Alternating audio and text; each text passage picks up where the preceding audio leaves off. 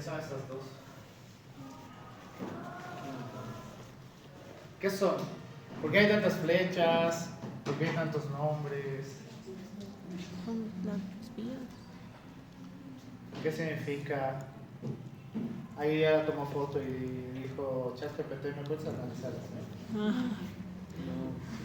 Es la vía directa e indirecta de lo que es las vías dopaminérgicas. No solo las vías dopaminérgicas. Para entender el Parkinson y la carrera de Huntington, tenemos que recordar algo muy importante que es ¿qué?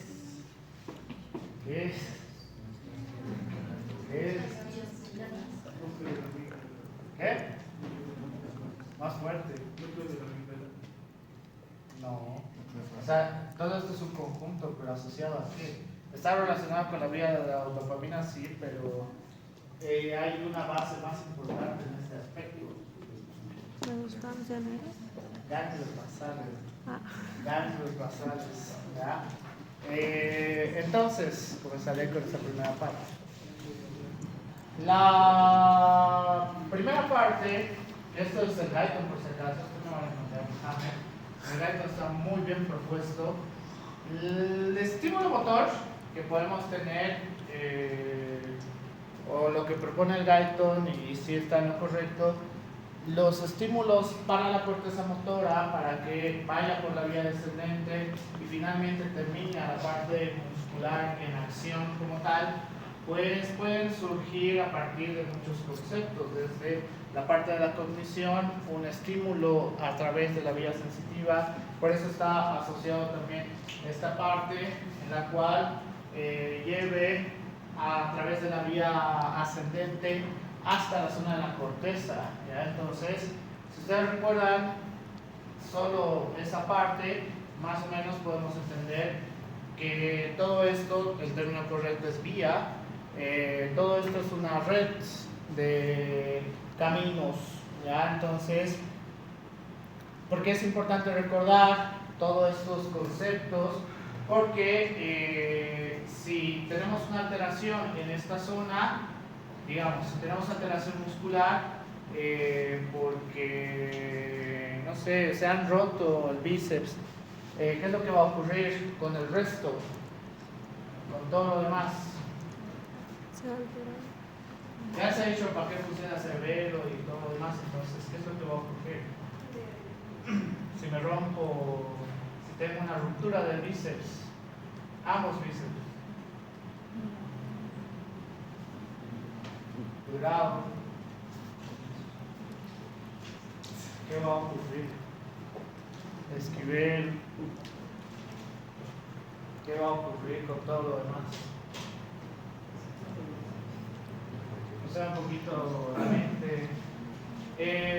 Cuando hay una ruptura y ya no existe el estímulo para hacer movimientos, técnicamente ya no hay la generación del estímulo a través de esta vía hasta la zona intermedia del cerebro, hacia el tálamo y hacia la corteza motora como tal, ¿ya? Entonces, el problema de esto es que al no contar con el músculo en cuestión, pues toda esta vía ya no funciona como tal hasta que podamos volver a recuperar la funcionalidad, que en este caso pues el traumatólogo, a través, me he olvidado cómo se llama el acto quirúrgico porque no soy traumatólogo, va a poder volver a insertar músculo donde debería ir, ¿ya? Entonces, lo interesante de esta primera parte, gracias a la parte del cerebelo también, es que cuando vamos por la vía ascendente puede ocurrir dos cosas en las cuales el estímulo llegue directamente hacia el músculo o este estímulo vuelva hacia la zona intermedia del cerebelo y a través de esta zona tengamos una adaptación al estímulo motor, ¿ya? Al estímulo neuromotor, por el cual inicialmente con este cuadro podemos entender que si bien en esta primera parte, la parte muscular va a ser esencial, daños a nivel del cerebelo, daños a nivel del tálamo, daños a nivel de la corteza motora, pues también puede representar alteraciones diferentes. claro, eso ya les expliqué la primera clase. Si tenemos un daño a nivel del cerebelo, habría que determinar si es en la parte anterior, en la parte posterior, etcétera, etcétera. ¿Por qué? Porque cada zona está asociada con funciones en específico. Entonces, en este sentido, tenemos que entender cómo esta primera parte puede estar asociada con enfermedades como el Parkinson o la corea de Huntington, ¿ya? Esta segunda parte. Ya mucho más específico con la parte de los ganglios basales y no hacer algo tan general como lo propone en el primer cuadro. Si bien en esta zona ya está directamente asociada con las vías dopaminérgicas, las vías del GABA, etcétera, etcétera, pues en este primer espacio vamos a poder apreciar que el estímulo muscular inicial para movimientos un poquito más complejos que requieren de entendimiento o aprendizaje, pues puede llevarnos por distintas vías, por eso tiene tantas flechas, ¿ya? Que podría ser un movimiento muscular que necesita aprendizaje. Dejen de decir escribir. Los deportes también. Bien, la actividad deportiva sí va a representar una actividad muscular que necesita de aprendizaje. Entonces, a través de esto, porque no sé, inserte el deporte que han aprendido, supongamos fútbol, cuando han tenido que aprender a patear un balón, normalmente el primer error que cometen es no saber calcular la distancia del balón de su pie. Entonces, suelen patear hacia cualquier lado y obviamente el balón va hacia cualquier lado, inclusive patean primero el piso antes que el balón, ¿ya? Entonces, todas estas situaciones, solo les estoy colocando un ejemplo porque en el guide no está ese ejemplo, sino necesito que aprendan esta parte, ¿ya? Entonces, lo interesante en esta zona está la sustancia negra, ¿ya? En la cual la sustancia negra va a estar directamente relacionado con la parte de la dopamina, ¿ya? En la cual la sustancia negra asociada con la dopamina, pues alrededor de todo lo demás, con la liberación dopaminérgica, va a ser un proceso de regulación de los estímulos. Entonces, por eso se encuentra acá en el centro, en este cuadro, ¿ya? Ya de ahí las otras partes asociadas con los ganglios basales, que también son importantes porque van a representar vías que en un momento les voy a mostrar. Pero esta zona asociada a la enfermedad de Parkinson va a ser muy importante, ¿ya? Muy importante, que ahora voy a hablar sobre eso. Pero, de todas maneras, lo que en la anterior clase les he comentado, el cerebelo también forma parte esencial de la parte motor, ¿ya? No solamente, si bien hay patologías que están asociadas con la parte del cerebelo exclusivamente o enfermedades asociadas con la parte de los ganglios basales, como en una enfermedad vamos a ver en un momento, puede empezar a crear, el término no sería, degenerar el tejido del sistema nervioso central, en la cual no solamente va a dañar los ganglios basales, sino puede dañar muchas cosas hacia el alrededor. Entonces, esto supongo que no es necesario que les explique uno por uno, ¿no ve? Por eso les he preguntado una y otra vez qué hace la corteza motora primaria. Tengo que cambiar de vidas, creo. ¿Qué hace la corteza motora primaria? ¿Qué hacen las áreas de asociación premotora y suplementaria? Entonces, a partir de esto, podemos entender cómo tiene su relación con la parte de los ganglios basales, ¿ya? Principalmente asociado con la enfermedad del Parkinson. Justo. Ahora sí, las vías. Estas sí son las vías específicas.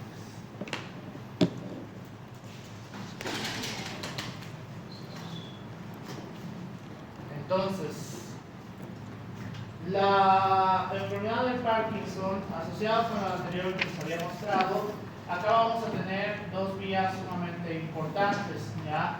Una vía directamente asociada desde los estímulos de la corteza motora, en las cuales van a estar implicados el putamen, el globus pálido, en todas sus porciones, el subtálamo, los núcleos ventroanteriores, ventrolaterales del tálamo, y acá uno muy esencial que va a ser la sustancia negra, mientras que también a través de vías dopaminérgicas y vías relacionadas con el glutamato, pues los estímulos a partir de la corteza motora general, llegando o adaptando estos estímulos a través del caudado, el putamen, el globus pálido, hacia los núcleos ventroanteriores y laterales del tálamo, para que nuevamente podamos llevar el estímulo hasta la zona prefrontal, ¿ya? Pero ¿por qué esto va a ser importante? No me acuerdo, por supuesto, en las otras diapositivas. Antes de ir avanzando, si es que lo tengo ahí. Ya.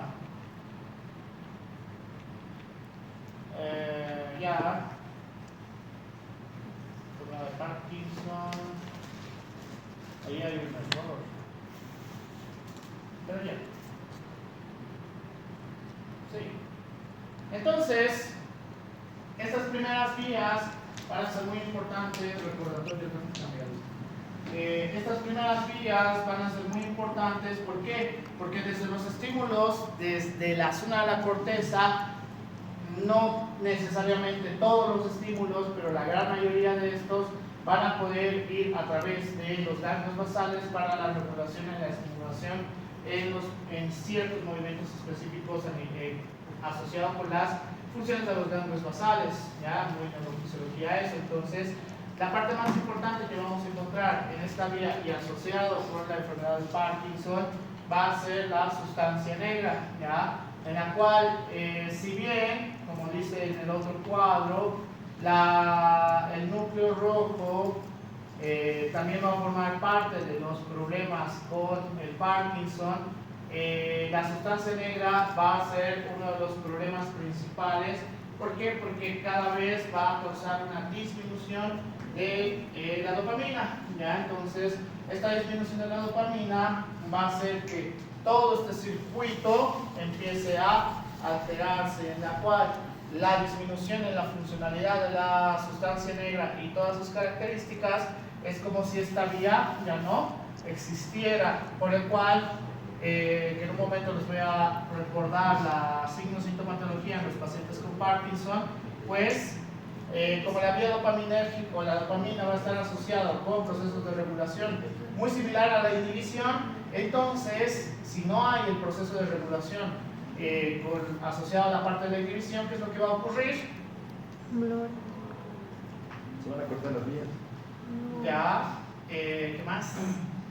La estimulación continúa, ya no hay una regulación en este espacio, entonces esta vía va a seguir y va a seguir, y puede haber estímulos eventuales como tal en la enfermedad de Parkinson, mientras que asociado con el globus pálido principalmente y la parte del putamen, y en el guide nos refiere también alteraciones con el núcleo del subtálamo, pues los ganglios basales en la corea de Huntington va a representar alteraciones en estas zonas a través de esta vía, a través de esta vía.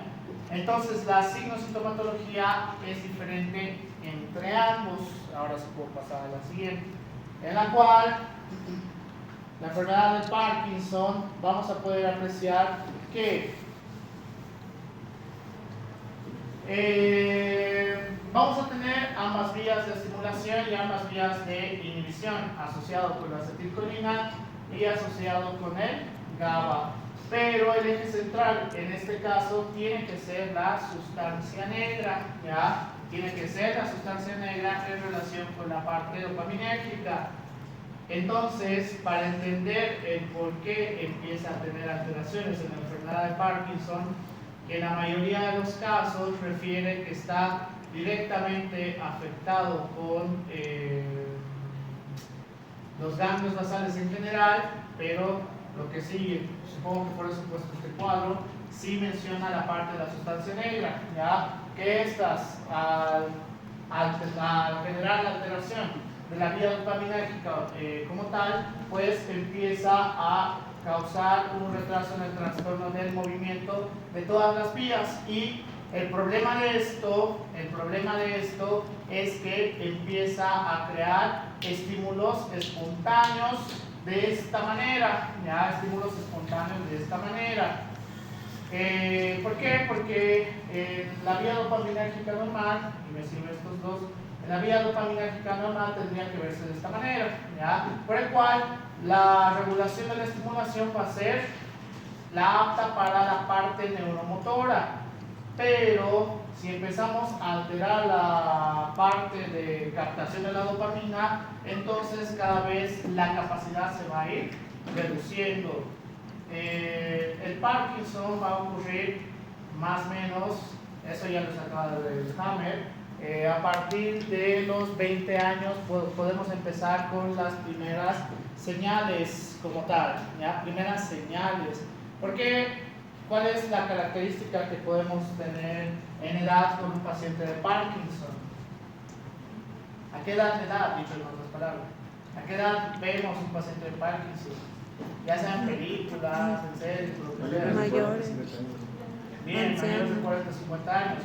Pero ¿por qué empezamos a ver pacientes de tan avanzada edad si en la literatura refiere que a partir de los 20 años ya podemos empezar a tener las primeras señales? ¿Por qué? Porque esto va a ser progresivo. Entonces, no es que a los 40 años ya tenemos, o a los 50 años, ya tenemos la patología marcada y ya, sino que esta alteración asociada con la sustancia negra pues empieza a crear mayores alteraciones relacionadas con el movimiento. Entonces, el núcleo rojo va a estar asociado con la parte de la fisiopatología y la enfermedad de Parkinson. ¿Por qué? Porque integra la información del cerebro y del cerebelo y participa en el control de los movimientos, por el cual esta es la vía que se va a alterar, ¿ya? Acá y acá. Todo a partir de la sustancia negra. Entonces, ¿qué es lo que va a pasar? Que creo que me he puesto. Ah, no, sí está. ¿Qué es lo que va a ocurrir en el paciente con Parkinson? Que es uno de los errores que suelen cometer la mayoría de interpretaciones del Parkinson, es que piensan que el movimiento o el temblor es constante. No.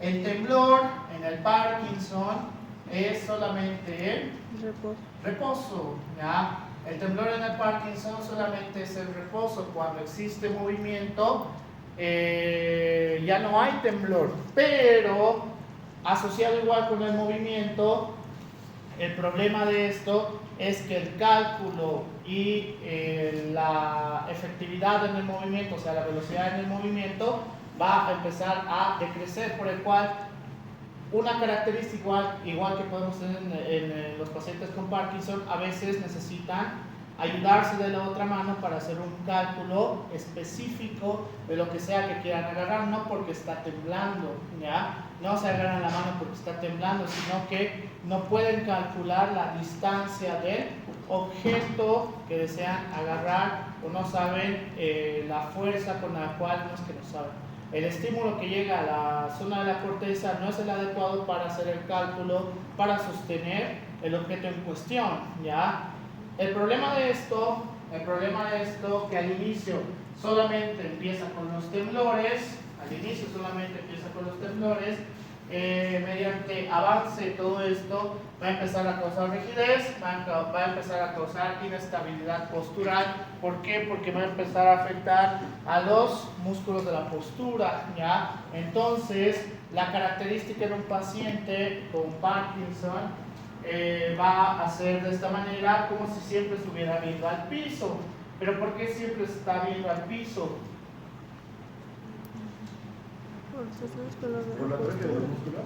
Bien, no atrofia específicamente, no es una atrofia específicamente, aunque la adaptación sí podría resumirse en eso, pero disminución del estímulo. porque supongo que es algo. El problema, después voy a recortar eso. El problema de presináptica, vesícula presináptica y posináptica. La parte del problema de la vía dopaminérgica es que lo normal en este caso es que la transmisión sea efectiva y lineal, y si no necesitamos el estímulo, pues podemos cerrar todo esto, ¿ya? Esa es una forma de decirlo. O disminución de la parte de los estímulos. El problema de la lesión de la sustancia negra es que de manera espontánea vamos a tener estímulos, por el cual el temblor constante que tienen estos pacientes, que en un inicio no es tanto, y por eso en la literatura refiere que inclusive en algunos pacientes a partir de los 20 años ya empiezan con sintomatología, ya muy leve, obviamente, que son movimientos solamente con dedos, en la cual hay un movimiento leve que aparentemente el paciente pues lo interpreta, ay, creo que estoy estresado, etcétera, etcétera, por el cual estos estímulos de temblores que tiene pues está asociado con las alteraciones de la sustancia negra, en la cual va a haber estímulos más eventuales, estímulos ¿qué se ha dicho todo el rato? Espontáneos, bien, gracias, estímulos espontáneos. Entonces, como ya habíamos visto toda la parte neuromotora, pues como no hay una parte de regulación a través de la vía dopaminérgica con la sustancia negra, esto va a continuar y va a empezar a causar otras alteraciones, deterioro cognitivo y demencia, voz baja y alteraciones en el habla, dificultad para tragar, escasa expresividad facial, dolor muscular, bajada de presión arterial al levantarse, es decir, ¿qué se llama eso? ¿Qué? Hipotensión ortostática, bien. Trastornos del ánimo asociados con depresión y ansiedad, esto es muy común y estos pacientes van a tratar de suicidarse en cierto punto de la vida. Trastornos de la marcha, que es lo más común, ya al no poder hacer una regulación adecuada, empiezan a arrastrar los pies, ¿ya? Entonces, en el paciente con enfermedad de Parkinson, ¿cuál sería el tratamiento?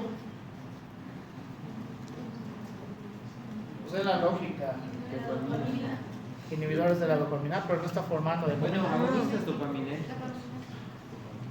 El fármaco utilizado es la L-Dopa, en la cual la L-Dopa nos va a ayudar a formar dopamina. Bien, formar dopamina. Entonces, el problema de la L-Dopa en las primeras etapas funciona bastante bien, pero si la enfermedad sigue avanzando, asociado también a otros factores de riesgo, como tener diabetes, hipertensión, bla, bla, bla, propios de la edad, entonces es bastante complicado controlar al paciente. En el Hammer y en el Guyton mencionan otras dos asociadas con el tratamiento, que hasta donde pude averiguar no es muy frecuente que lo utilicen en Latinoamérica debido a su costo, ¿ya? Lo que sí utilizan es la L-Dopa. Entonces el paciente empieza a tener alteraciones de generación de dopamina, por el cual necesitamos dopamina, ¿ya? Necesitamos dopamina. El tratamiento más alocado que he visto es un acto neuroquirúrgico para solucionar la deficiencia de dopamina, que supongo que es experimental, como siempre mencionan en el guide con sus protocolos experimentales. Entonces se ha visto cierta mejoría en estos pacientes, pero hasta donde yo sé o he podido averiguar, este acto quirúrgico no se ha hecho en Latinoamérica de manera efectiva, hasta donde he podido saber. Entonces, si tienes una lesión de los ganglios basales, que probablemente ustedes lo van a tener, no he puesto factores de riesgo, eso me faltaba. ¿Qué factores de riesgo podemos estar asociados con la parte del Parkinson? El número uno es bien, genético. Pero genético ¿en qué sentido? Doctor, que yo sepa son los genes PARX, que es el nombre. Me refiero a dos cosas. ¿Es genético lineal en este aspecto o es una alteración genética nueva? Variante. O sea, heredo familiar o Variante. es un trastorno genético nuevo. Ambos. Puede ser que en tu familia no haya antecedentes de que tienen Parkinson, pero características heredofamiliares, si mamá, papá, abuelos han tenido Parkinson, hay un factor de riesgo muy alto a que tú también tengas Parkinson. ¿Qué otros factores de riesgo pueden estar asociados para esta enfermedad? Radicales libres. Ya podría estar asociado con radicales libres. ¿Qué más? Algo más común, por favor. Traumatismos no tan eventual, porque el traumatismo tendría que ser muy específico al nivel y demasiado intenso. Por ejemplo, ¿qué tóxicos? Ya puede ser. ¿Qué más? Algo más común. Exposición a neurotóxicos, como por ejemplo el manganeso. ¿Dónde puedo encontrar manganeso? Digamos, ya he leído que más que todo en los soldadores. Está bien lo que dices, pero nosotros no creo que podamos estar en contacto con manganeso. Está bien, pero hay alguien que sí, que es justo igual con tóxicos. Ya, los pesticidas. ¿Quiénes nos bloquearon la anterior? Bien, mineros. Sé, la profesión también tiene que ver. ¿Ustedes utilizan pesticidas? A menos que tengan baigón y maten lo que sea en su cuarto y obviamente se estén asfixiando ahí puede ser, pero el uso de pesticidas es mucho más común en qué rubro. Agricultura. Bien, agricultores. Entonces, si tenemos esos factores de riesgo asociados a, recuerden, y por favor vuelvo a insistir con esto, factores de riesgo, es decir, no porque sea minero, no porque sea agricultor, no porque mis padres han tenido Parkinson, significa que yo sí o sí voy a tener Parkinson. Si sigo estas características más, factores proinflamatorios asociados con estilos de vida, puedo tener un factor de riesgo mayor para tener finalmente la enfermedad de Parkinson, si bien el trastorno es netamente genético. ¿Ya? ¿Qué factores proinflamatorios en sus estilos de vida? Es muy fácil, todo lo que ustedes hacen. ¿Qué? ¿De qué? Ya, alteraciones del sueño. ¿Qué más? Sedentarismo, bien, ¿qué más? No, ayuno no necesariamente. Trastornos alimenticios asociados con, bien, obesidad, factor proinflamatorio crónico. Hoy por hoy dictado factor proinflamatorio crónico. ¿Qué más? ¿Qué más les falta en su larga lista de malas decisiones? ¿Qué?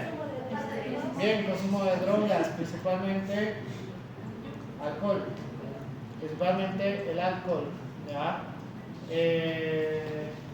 Así que si en su rama familiar existe, tengan mucho cuidado. ¿Por qué? Porque si... Qué buen ejemplo.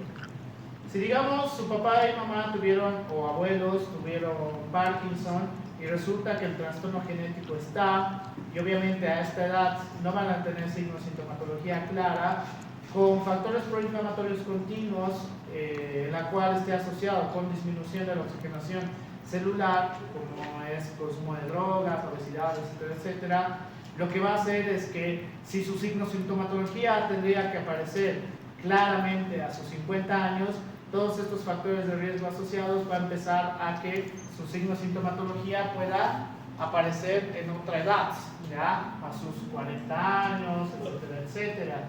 Así que si tienen características de heredofamiliares, pregunten a sus papás. Mi abuelo de qué falleció, mi abuela de qué falleció. Siempre es bueno saber por si acaso, porque así ustedes prevén cuál es su futuro. Entonces, La enfermedad de Huntington, definitivamente cambiar eso. La enfermedad de Huntington también va a afectar hacia los ganglios basales, ¿ya? Pero la diferencia del Huntington es la zona en la cual va a ser afectada. La vía afectada va a ser esta, ¿ya? ¿Y cuál es el problema de Huntington? Es mucho más agresivo, es un trastorno netamente genético, no muy común. Nunca he visto Huntington en todo lo que soy médico y o estudiante. Pero lo interesante de esto es que la demencia a través del Huntington es mucho más agresivo en comparación al del Parkinson. ¿Por qué? Porque el problema de solamente causar una lesión a nivel de los ganglios basales, como puede ocurrir en el Parkinson, empieza a incrementar el tamaño de los ventrículos y este incremento de tamaño empieza a crear una atrofia del tejido nervioso central y de los ganglios basales. Entonces, como empieza a atrofiar los ganglios basales y atrofiar el tejido nervioso central, no hay vuelta atrás, ¿ya? No es como en el Parkinson que puedo darle dopamina y puedo mejorar al paciente. En Huntington todavía hay tratamientos experimentales de ver que no haya una atrofia severa de los ganglios basales, pero hasta ahora no hay tan buenos resultados, ¿ya? Entonces, Dios mío. Entonces, la diferencia con el Huntington es que los movimientos que hacen estos pacientes al inicio están relacionados principalmente con las extremidades, ¿ya? Es decir, empieza a generar estímulos a través, por las alteraciones de estas vías, estímulos espontáneos, pero sus estímulos no son temblores, empiezan a ser estímulos un poquito más agresivos. No estoy exagerando, obviamente. ¿Por qué? ¿En qué patología se puede tener un estímulo así de agresivo? Trastornos del cerebelo, ¿ya? Y justo es a donde quería llegar con esto. En los trastornos del cerebelo sí puede ocurrir que tengamos este tipo de movimientos, ¿ya? No he puesto ese video, ¿no? Ahorita voy a... Lo tengo aquí. ¿Por qué no uso la información que ya he hecho en otros dispositivos? Pero está aquí.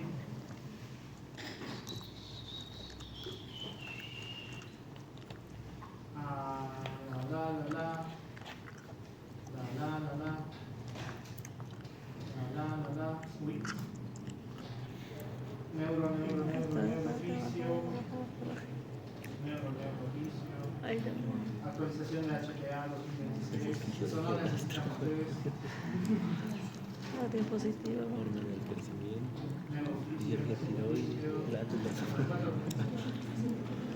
Neurobiología. Los otros temas ya avanzados no los necesito. Compártanos tu correo. La dirección de tu correo. Wow. Recordar es A volver a diferencia de vivir. cuando yo les he dado oficio, lo he incrementado y he cambiado algunas cosas. Ah. Simetría, diacrocinesia, distancia, siempre me olvido el nombre de esto, nistagmus, monotonía, y aquí están los trastornos de los ganglios basales. El movimiento que podemos tener en un paciente con alteración del cerebelo es justamente este, ¿ya? Entonces, dependiendo de la porción del cerebelo que esté afectado, ¿cuál es la característica que podemos apreciar en este paciente? El lado derecho es el que no puede controlar el movimiento, mientras el lado izquierdo está intacto, justo en esta parte que le pide que haga esto. Entonces, a diferencia de un paciente con corea de Huntington, que es este es un paciente con corea de Huntington. El problema, esto ya es más avanzado. El problema de un paciente de corea de Huntington no es solamente un brazo, no es solamente un hemisferio afectado, sino que literalmente no hay control de los movimientos. Al inicio solamente va a ser movimientos con las extremidades, luego alteraciones con el habla, y a partir de las alteraciones con el habla va a empezar a generar demencia, ¿ya? hasta que finalmente estas alteraciones motoras van a llevarte a una parada respiratoria, ¿ya? ¿A qué edad empieza a crear los primeros estímulos? A partir de los 30 años, en algunos casos, en los mejores casos supongo, que más o menos la patología te puede llevar en unos 10 años. Así que no es muy largo. Esta señora ha surgido mucho más adelante. Entonces, la gran diferencia que vamos a tener con trastornos del cerebelo y trastornos con Corea de Huntington. Por eso es interesante saber, porque a ojo de buen cubero, siendo estudiante, me van a decir que es exactamente lo mismo, ¿no? No, es exactamente lo mismo, no. Literalmente uno no puede hacer sus cambios, os digo, sus movimientos de un lado y puede hacer totalmente normal sus movimientos del lado contrario, mientras que en Corea de Huntington es toda la parte motora en cuestión, ¿ya? Toda la parte motora en cuestión. Entonces, por eso desde un punto de vista neurofisiológico es importante saber la diferencia entre las funciones del cerebelo y las funciones de los ganglios basales. La Corea de Huntington es netamente genética, entonces tendrías que ver características heredofamiliares. Si hay una probabilidad en tu familia de que ya hubo Huntington, entonces tendrías que hacerte chequeos a partir de los 20 años, cada año con neurología, ¿ya? Para ver si la afección es importante. ¿Dónde se ve? Y esta es la pregunta trampa que igual me hicieron en su momento. ¿Dónde se ve la alteración motora principalmente aparte de la parte del tórax? En los pies, vean sus pies. Vean cómo no puede apoyar ni uno ni el otro. Esta parte, la planta del pie, hace como un pequeño puente de ambos lados, al inicio y al final. Entonces no es incapaz de poder apoyar. Ese puente es el que me refiero. Este es el puente que hace porque no puede apoyar, ¿ya? ¿Por qué? Porque no puede controlar, no hay control motor. Y esta, ni siquiera es etapas finales, esto es al inicio. Y el más famoso, uno de los personajes más famosos que han hecho de Corea de Huntington es en House, entonces, que es con 13, creo. Con mala suerte, hay ironías de la serie. Con la 13, entonces, como ella decía, saben que en algún momento va a morir, ¿ya? Por eso se descontrola y se empieza a rodar y demás, pero no hagan eso, obviamente, porque en realidad deberías aprovechar todo lo que todavía puedes hacer. ¿Por qué? Porque a la larga la degeneración es tanta y la demencia es tan marcada que el paciente empieza a suponer que empieza a tener alucinaciones. Puede ocurrir también en el Parkinson, y es mucho más común en Huntington, ¿ya? En el Parkinson también puede haber alteraciones del tejido del sistema nervioso central, ¿ya? Y llegar hacia la demencia. Entonces, en uno hay mucho que se puede hacer y en el otro casi nada que se puede hacer más que calidad de vida. Voy a pasar los videos uno al otro. No. Tampoco. ¿Doctor, vas a pasar los tiempos? No. No nos castigue todavía. Sí, los voy a pasar, pero ahora no me recuerdo que los suban. Miastenia gravis. Esto debería estar uno adelante. Dime. Síndrome de Tourette. ¿Tourette? ¿Tourette me has dicho o Tourette? Tourette. ¿Qué tiene? ¿Cuál es la diferencia de...? Porque son los mismos movimientos que... Ya, si bien en el Tourette estamos con alteraciones igual a nivel de los ganglios basales, no va a crear atrofia, ¿ya? Del tejido. El problema del Tourette es que no hay un control en esta vía. Así está. En esta vía. No hay un control en esta vía, ¿ya? Muy similar a Huntington. Pero el problema de Huntington es que esto va a empezar a atrofiarse hasta que finalmente ya no hay control de nada. En el Tourette, una de estas vías está afectada, ¿ya? Por eso tiene la característica de hacer movimientos involuntarios, aleatorios. ¿Por qué aleatorios? Porque como puedes apreciar, cada vía va a ir desde un punto A hasta un punto B en diferentes características. La signosintomatología más exagerada del Tourette es que empieza a decir palabras de manera aleatoria, ¿ya? No es tan común como, porque lo han hecho ver así la gran mayoría de situaciones, porque es gracioso o irónico las palabras que puede decir en el Tourette, ¿ya? No sé, dicen malas palabras o lo que sea, que puede ocurrir, sí, pero no es tan común. El único que más o menos da a entender eso, irónicamente, es South Park. Todos los que tienen Tourette, los más comunes son movimientos involuntarios, ¿ya? Como esta vía está alterada, entonces no pueden controlar esos movimientos. ¿Por qué? Porque hay afección de los ganglios basales. Con el Huntington el problema es que va a atrofiar esta zona y finalmente los lleva a la demencia. ¿Será divertido tener Tourette? No creo, la verdad. No controlar tus movimientos no creo que sea algo muy bueno.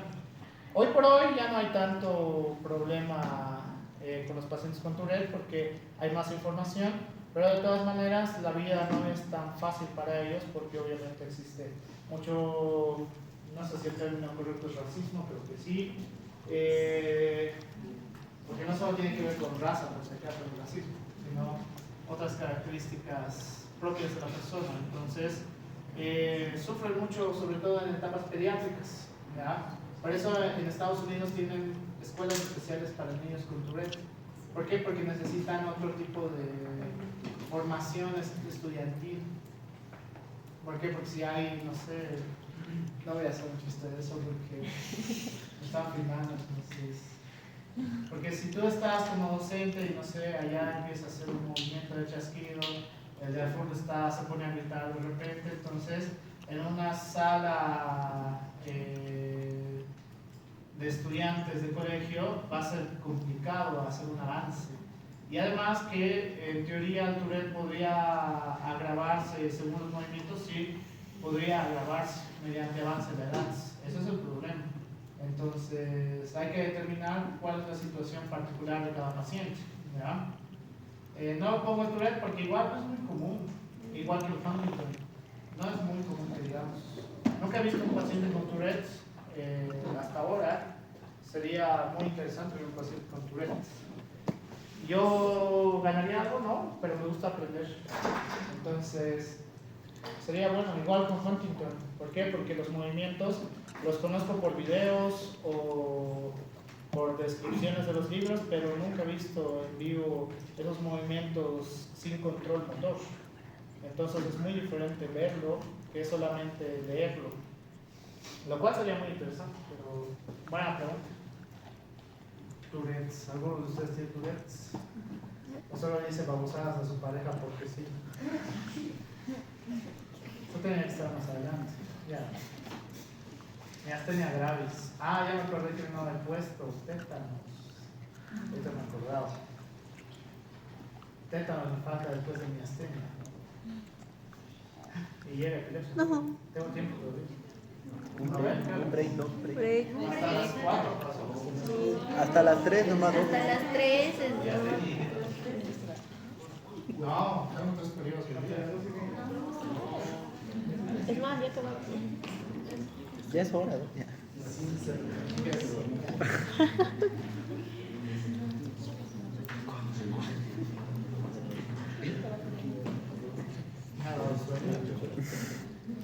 Voy a comprar uno. ¿Por qué? ¿Por qué tienen sueño? ¿No les impresiona los videos? O sea, sí. ¿Ya han visto pacientes con alteraciones cerebrosas o ganglios basales?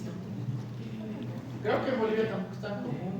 Creo que no hay una estadística, pero nunca he escuchado a mis docentes de neuro hablar de pacientes con Tourette o pacientes con Huntington. Parkinson hay en donde con varias, pero las otras no.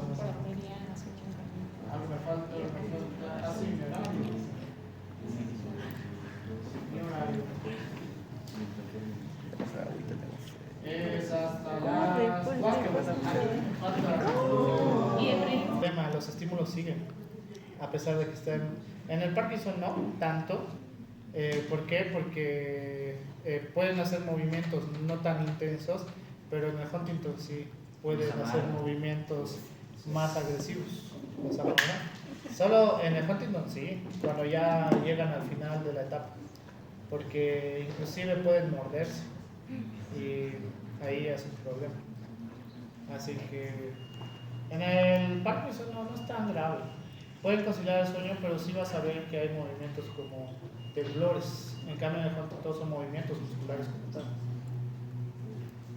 Dentro de la enfermedad de Huntington, yo he visto que el tratamiento, más que todo, obviamente no tiene tratamiento, pero se puede controlar los movimientos involuntarios de las diskinesias con fármacos. O sea, solo eso. Sí, al inicio, pero el problema es que mediante la enfermedad sigue avanzando, porque va a seguir avanzando, en un punto ya no funciona.